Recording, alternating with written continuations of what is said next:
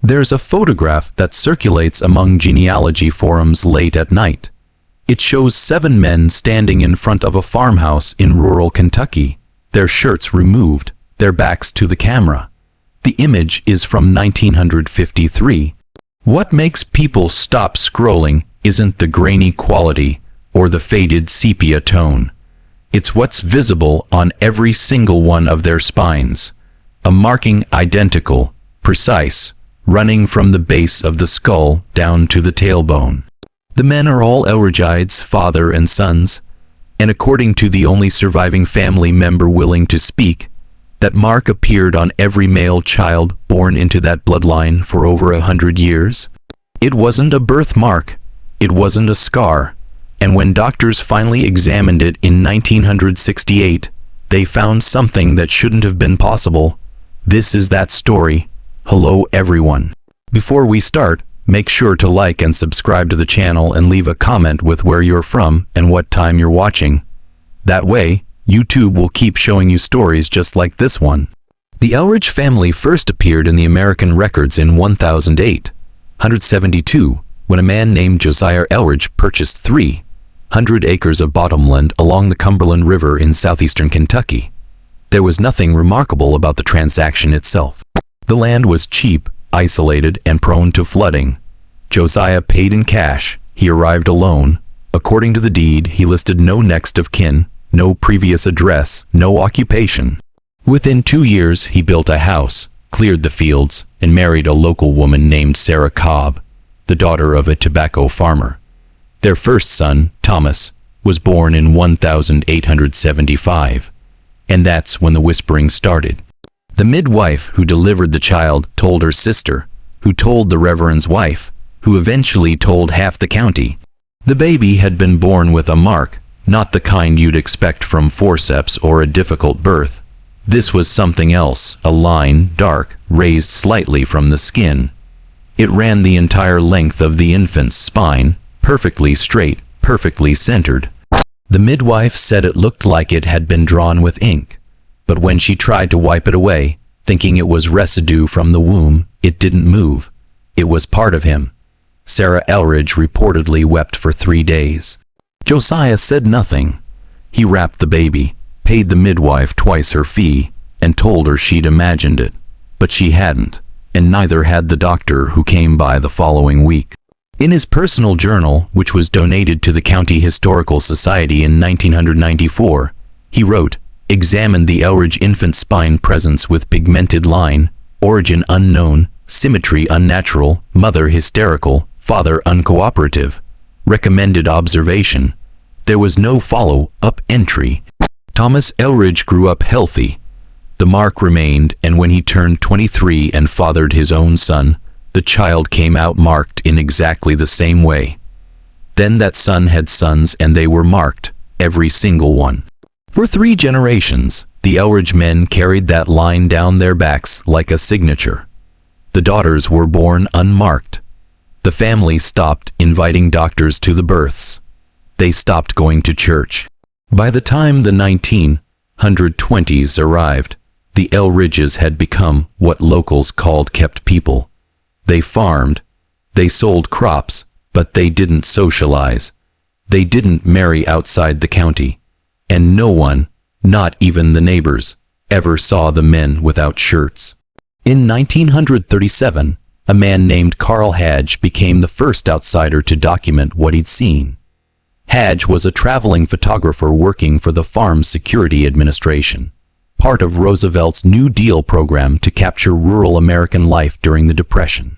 He'd been driving through Appalachia photographing sharecroppers and coal towns when his vehicle broke down outside the Elridge property. He walked up to the house looking for help. What he found, he later said, made him wish he'd walked the other direction. 3 Elridge men were working in the field that afternoon, shirts off in the August heat. Hadge saw their backs from maybe 30 yards away. In his personal notes archived at the Library of Congress, he wrote, "I thought at first they'd been whipped. The lines were so uniform, I assumed scarification, ritual punishment, perhaps religious. But as I approached, I realized the marks were too perfect, too identical, and they weren't scars." They had depth, texture, almost like a seam. He raised his camera. One of the men turned. Hadj said the look on his face wasn't anger. It was terror. Pure silent terror. He lowered the camera. He never took the shot. He got his car fixed in the next town and left the county that same day. But he wrote about it over and over, in letters to his brother, in journal entries that spanned decades. He called it the line that shouldn't exist. Carl Hodges died in 1981. In his final letter to his brother, written just weeks before a stroke took him, he said, "I've spent 40 years trying to convince myself I saw something ordinary that day. A tattoo, a deformity, but I didn't. I saw something that was placed there deliberately before birth. And I've never stopped wondering who or what did the placing." By the 1940s, the Elridge family had grown. Josiah's great-grandsons now worked the land. There were 8 of them, all marked, all silent about it. The family had developed a reputation. Not violent, not criminal, just wrong. People in town said the Elridges had bad blood, that something had gotten into the line generations back and never left. Women wouldn't marry into the family unless they were desperate or didn't know better. The few who did rarely spoke about what happened behind closed doors. One woman, Patricia Ann Emland, who married an Elridge in 1949, told her sister years later that her husband wouldn't let her touch his back ever. He slept on his stomach. He bathed alone. And when their son was born in 1951, with that same dark line running down his tiny spine, her husband looked at the baby and said, "He's ours now. Not he's mine, not he's healthy. He's ours," like the child had been claimed by something larger than the family itself. Patricia left in 1954. She took her daughter. She left the son. In her divorce filing, she cited irreconcilable differences and fears for personal safety. The son named Daniel grew up on the farm. He never married, he never left, and in 1998, he became the only living Elridge willing to speak. Daniel Elridge was 71 years old when a journalist named Rebecca Marsh found him. Marsh was researching Appalachian folklore for a book on generational curses and family superstitions. She'd heard rumors about the Elridges through a contact at the Kentucky Historical Society. Most people she spoke to told her the family was gone, died out, the farm abandoned, but property records showed Daniel still lived there alone. She drove out on a gray morning in October. The house was still standing, barely. Daniel answered the door with a hunting rifle in one hand and a cup of coffee in the other. Marsh said later that his eyes looked like someone who'd been waiting his whole life for someone to finally ask the right questions. They spoke for 6 hours. Daniel recorded the conversation himself. He said he wanted proof that he'd told the truth before he died. The tape was donated to the University of Kentucky's Appalachian Archives in 2003, after Daniel passed from heart failure. On it, his voice is steady, tired, resigned. He begins by saying, "You want to know about the mark? Everyone who comes here wants to know about the mark, so I'll tell you, but you won't believe me. No one ever does." Daniel explained that the mark wasn't just visual. It had weight. He said, "That's the part people never understood. You could feel it from the inside, like something was pressed against your spine from the other side of your skin." He said every Elridge man he'd ever known described the same sensation. A presence not painful, not constant, but they're always there watching, waiting. He said his father told him it got worse as you aged. That by the time you were 50, 60 years old, you could feel it moving slowly, adjusting like something alive, rearranging itself along the bones of your back. Marsh asked him if he'd ever seen a doctor. He laughed, a bitter, hollow sound. He said his grandfather had tried once. Back in 1968, the old man had finally broken down and gone to a clinic in Lexington. He let them photograph it, X-ray it, take samples. Daniel said the doctors were fascinated at first, then confused, then silent. They sent the samples to a lab. 3 weeks later, 2 men in suits showed up at the farm. They weren't doctors. They didn't say who they were. They asked questions about the family, about how far back the marks went, about whether anyone else outside the bloodline had ever developed one. Daniel's grandfather told them no. The men took all the medical records. They paid him $500 in cash. They told him not to go back to that clinic. He never did. Daniel said he still had the photographs, the X-rays. His grandfather kept them hidden in a lockbox buried under the barn. After the old man died in 1976, Daniel dug them up. He showed them to Marsh. She described them in her notes. The X-rays showed the spine, normal bone structure, but running parallel to it, embedded in the tissue, was a thin line of something dense, something that showed up white on the film, like metal or calcified bone. But it wasn't bone. The edges were too smooth, too deliberate. It looked, Marsh wrote, like a wire or a root, something foreign that had grown into him before he was born. Daniel told Marsh something else that day. Something he said his father made him swear never to repeat. But his father was dead. His uncles were dead. He was the last one, and he was tired of carrying it alone. He said the family had a story passed down verbally, never written, never shared outside the bloodline. It went back to Josiah, the first Elridge, the man who appeared in 1872 with no history and too much cash. According to the story, Josiah hadn't come from another state. He'd come from another family, a family that had been part of something Daniel called the old arrangements. He didn't know what that meant exactly. His father hadn't known either, but the story said there were families scattered across the South who'd made agreements generations before the Civil War. Agreements with things that lived in the land. Not native spirits, not Christian devils, something older, something that had been here long before anyone gave it a name. These families offered something in exchange for prosperity, for protection, for land that produced when others failed. And what they offered was lineage, blood, the promise that every generation would carry a piece of whatever they'd made the bargain with. Josiah's family had been one of those families, but Josiah tried to run. He changed his name. He moved to Kentucky.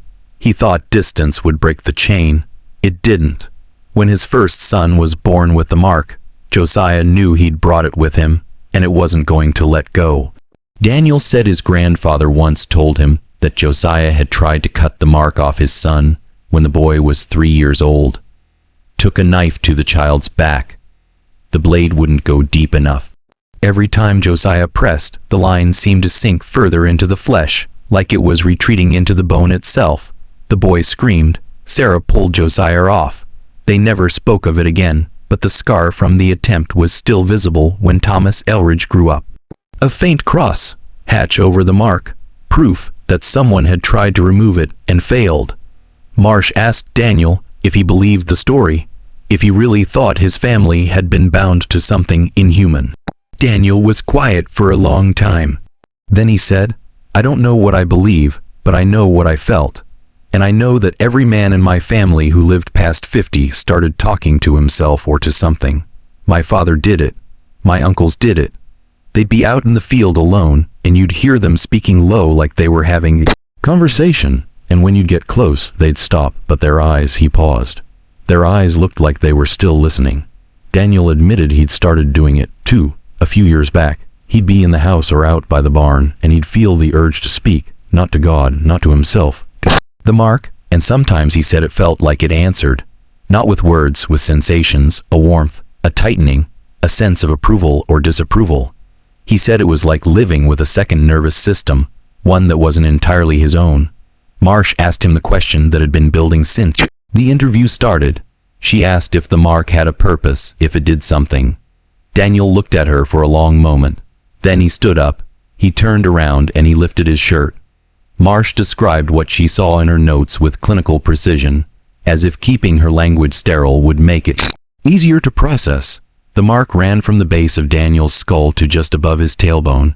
It was darker than she'd expected, not black, not brown, something in between, a deep, bruised purple that looked almost wet in the light, but it wasn't smooth.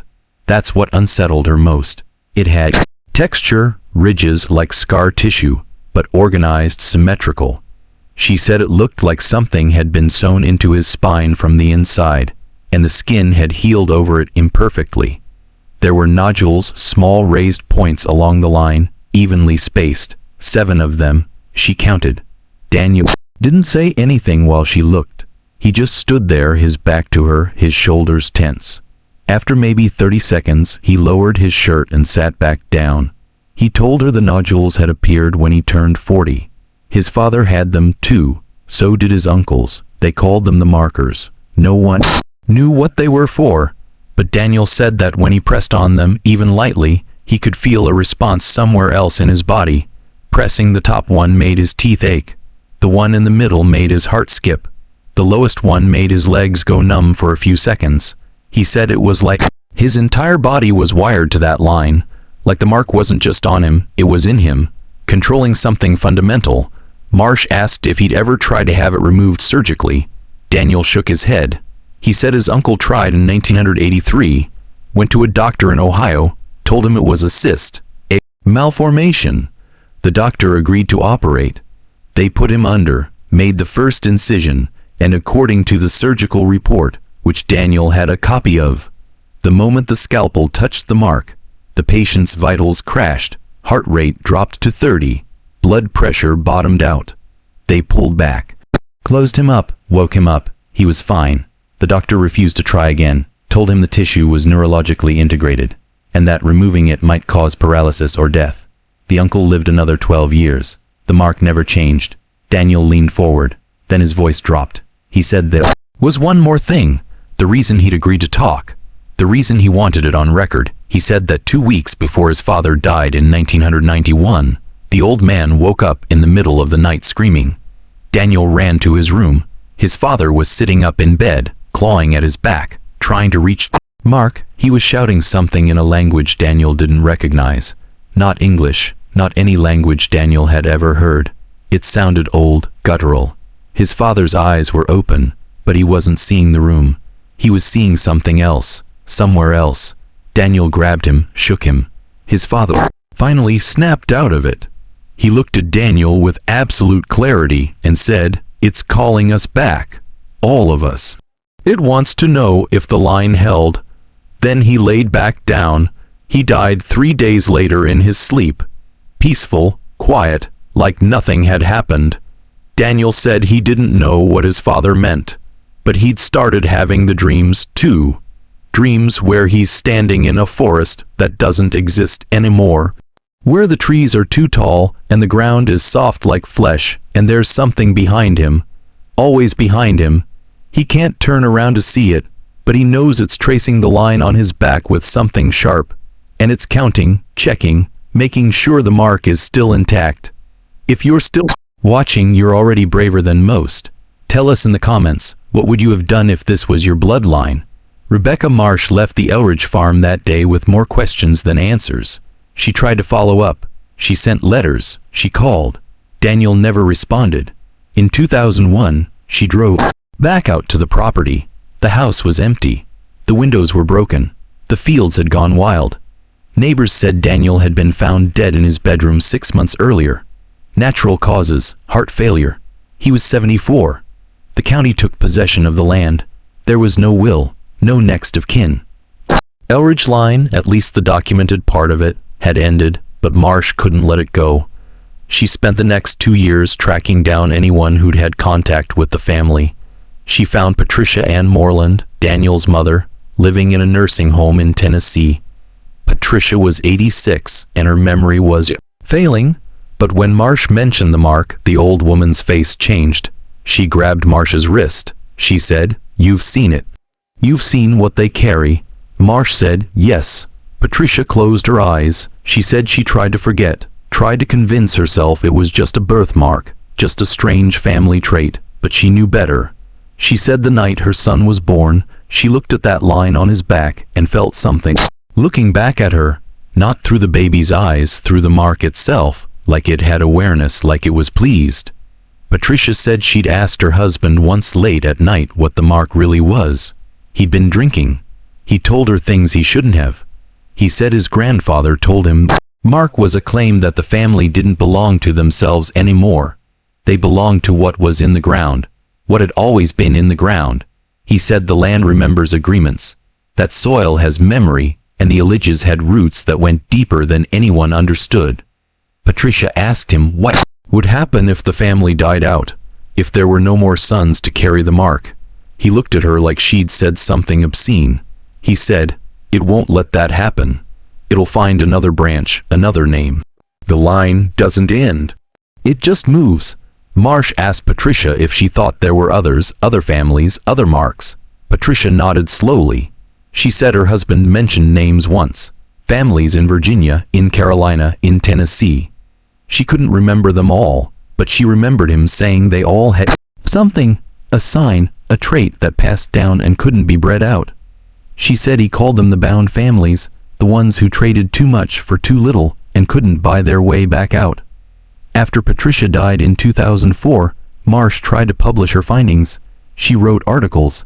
She submitted them to folklore journals, historical societies, medical publications. Every single one was rejected, not because the story wasn't interesting, but because no one could verify it. The X-rays Daniel had shown her were gone. The lockbox was never found. The tape recording existed, but without physical evidence. It was just a story, a disturbing story, but still just a story. Marsh's book was eventually published by a small press in 2009. It sold fewer than 800 copies. Most reviewers dismissed it as Appalachian Gothic fiction, a well-researched hoax. But Marsh kept a folder, emails, letters from readers, people who said they'd heard similar stories from their own families.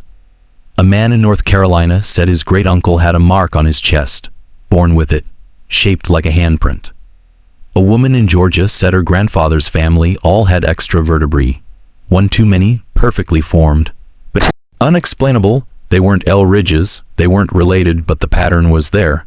Mark's traits, things that shouldn't be inherited, but were things that felt intentional. Marsh died in 2017.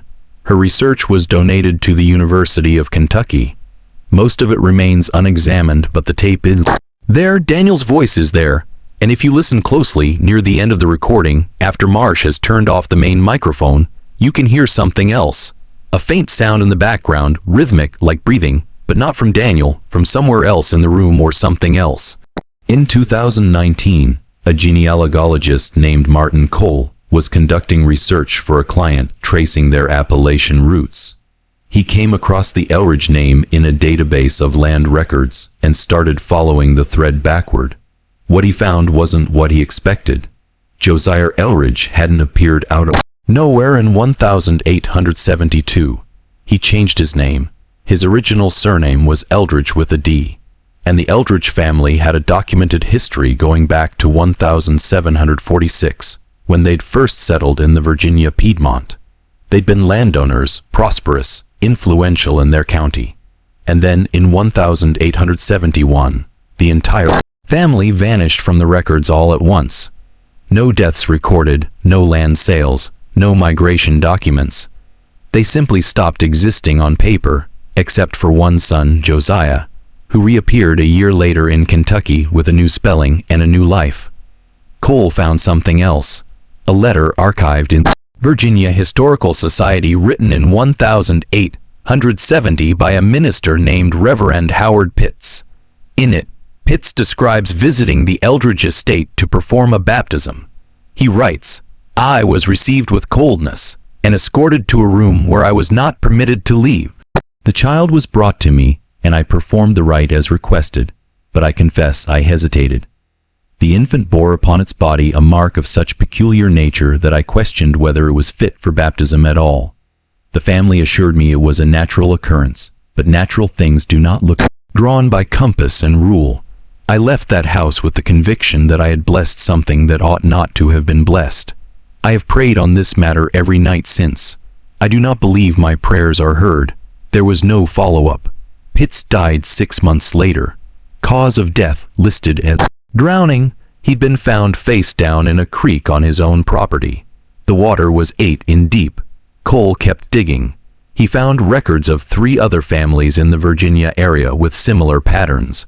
Families who'd been prominent in the 1700s, who'd experienced unusual prosperity, and who'd all produced sons with documented physical anomalies that were never fully described in medical records, but were mentioned repeatedly in personal letters and diaries. One family called it the keeper's touch. Another referred to it as the inheritance mark. A third simply called it the proof. All three families had branches that disappeared from records in the mid-1800s, and all three had descendants who resurfaced in different states under slightly altered names. Cole contacted a geneticist. He wanted to know if there was any scientific basis for a physical trait like the Elridge mark to be passed down so consistently through only male children.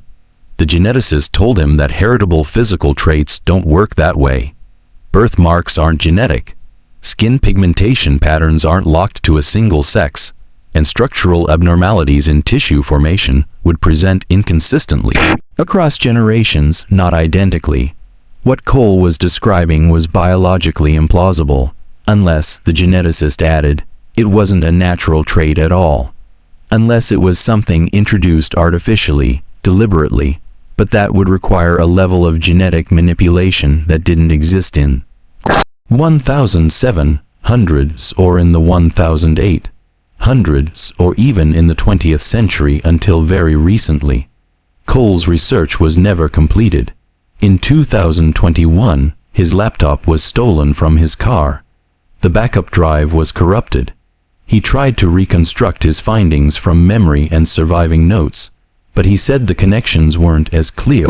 The second time, he eventually moved on to other projects, but in an interview posted on a genealogy podcast in 2023, he said something that stayed with listeners. He said, "I think there are families out there right now living normal lives who have no idea what's in their blood, what was put there. And I think whatever did the putting is patient. It doesn't need them to know. It just needs them to keep having children to keep passing it forward, because eventually when enough time has passed and enough lines have been seeded, it'll be ready to collect." The Elridge farm was sold at auction in 2007. A developer bought it. Plans were made to clear the land and build housing, but the project stalled. Permits were delayed. Financing fell through. The land sits empty now, overgrown. Locals say no one goes out there. Not because it's dangerous, but because it doesn't feel right. Because when you stand in those fields, especially near where the old house used to be, you get the sense that you're being measured, evaluated, like something beneath the soil is deciding whether you're worth marking to. The photograph from 1953 still circulates. 7 men, 7 backs, 7 identical marks. People enhance it, zoom in, try to see details, and the more you look, the more it seems like the marks are slightly different in each man. Not in shape, but in depth, in darkness, like they're at different stages of the same process. Ripening, maturing, preparing for something that hasn't happened yet. There are no Elridges left. Not with that name. Not in Kentucky.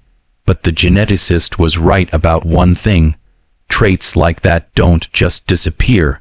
They hide. They wait. They move through bloodlines like water through roots, invisible until they surface again. And when you're lying awake at 3:00 in the morning, and you feel that strange pressure on your back, that sensation like something is pressed against your spine from the inside, you have to ask yourself, how far back does your family really go? And what did they agree to when no one was writing it down? Some inheritances can't be refused, some marks can't be scrubbed away, and some families were never meant to end. They were only meant to spread.